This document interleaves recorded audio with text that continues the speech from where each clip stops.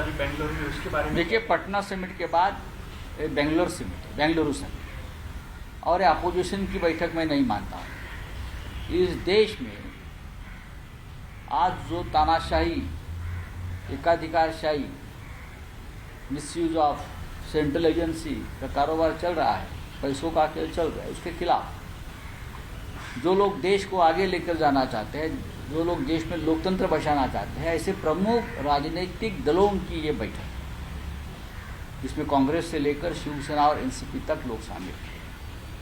आज बैठक शुरू होगी और कल तक चलेगी। 2 सत्र में यह बैठक चलेगी।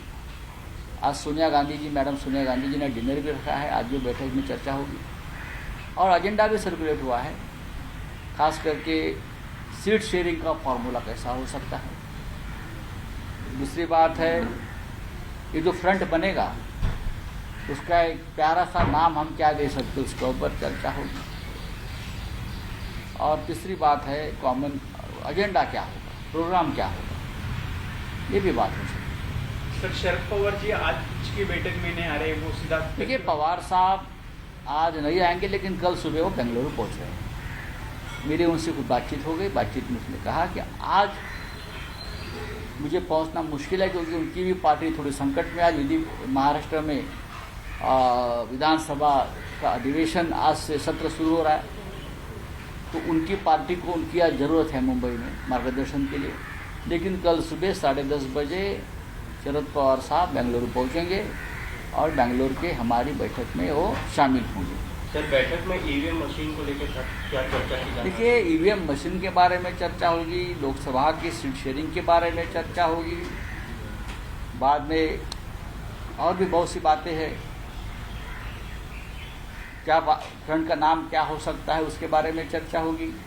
बहुत सी बातें हैं जिसका ऊपर सभी दल एक साथ आकर बैठकर चर्चा कर रहे हैं, तो उनका मामला है। हम तो सिर्फ अपने बारे में बात करेंगे ना, तो सब बात मीडिया से शेयर की जाए, इसकी कोई जरूरत तो है नहीं। अमित शाह से मुलाकात हुई थी, उसके बाद एनडीए में ही जाएंगे, तो तय ही है। नहीं, शामिल हो रहे हैं कि नहीं हो रहे हैं, यही तो हमने कहा कि अब आपके हर सवाल का जवाब या फिर हम क्या करने वाले हैं, नहीं करने वाले हैं, इसका खुलासा हमेशा समय से पहले किया जाए, इसकी कोई आवश्यकता तो है नहीं। ऐसा एक सवाल है, देश में 2 विचारधारा है, एक है मोदी लाओ, एक है मोदी हटाओ। आप मोदी हटाओ के पक्ष में तो नहीं दिख रहे हैं।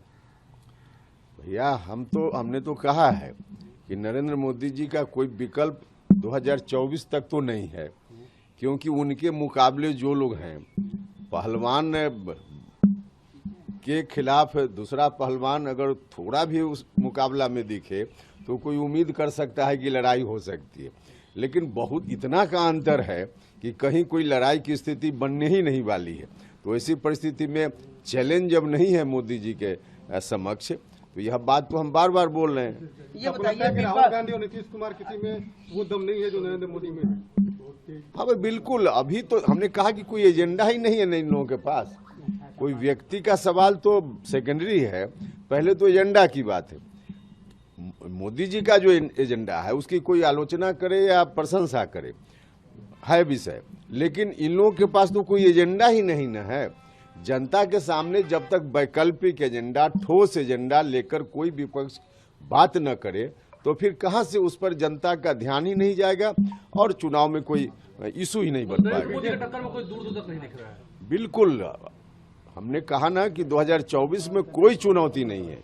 बीजेपी के नेता की जिस तरह से लाठीचार्ज में मौत हो गई, लगातार सरकार जो है लगातार करेगी, जांच हो रही है, लेकिन बीजेपी के लोग कह रहे हैं कि न्यायिक जांच हो, दूध का दूध, पानी का पानी हो जाए। क्या आपको लगता है कि देखिए, निश्चित रूप से अगर प्रभावित पक्ष को भरोसा नहीं है किसी जांच एजेंसी के ऊपर, तो उस पर ध्यान जरूर दिया जाना चाहिए। देखिए, न्याय सिर्फ हो ही नहीं, न्याय होता हुआ भी दिखे, यह भी आवश्यक होता है, क्योंकि लोगों का भरोसा होगा तभी तो न्याय की व्यवस्था ठीक से चल पाएगी। तो इसलिए अगर संबंधित पक्ष को लगता है कि इससे न्याय नहीं मिलना है, तो जो लोग चाहते हैं उसके आधार पर सरकार को ध्यान दे करके और निष्पक्षता के साथ जांच हो जाए, जनता के बीच आ जाए, इसकी आवश्यकता है। एक सर सवाल है मेरा, एक चीज बताएं कि एक सवाल लेने दो भाई।